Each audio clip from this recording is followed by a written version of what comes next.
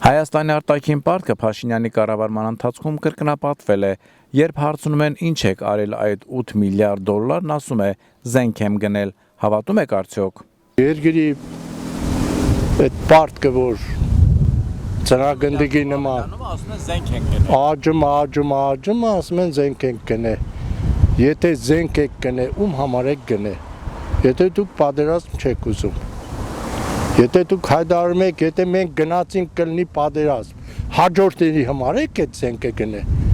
բնավ ոչ, սա խապկանք է,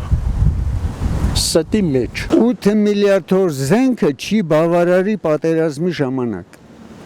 պետք է ինչ իմանաս, մեկ տարի գտևի, թե 10, 20, 30 տարի։ Շատ բացասական եմ գնահատում ներկա իշխանության բոլոր քայլեր եւ աշխատանքները։ Մեր հուշարձանում, մեր անհայտ կորած զինվորների նկարներին չեն անել։ Էլի թող ռեմոնտանեն, բայց նկարները թող տեղում մնային։ Վախենման նկարներից։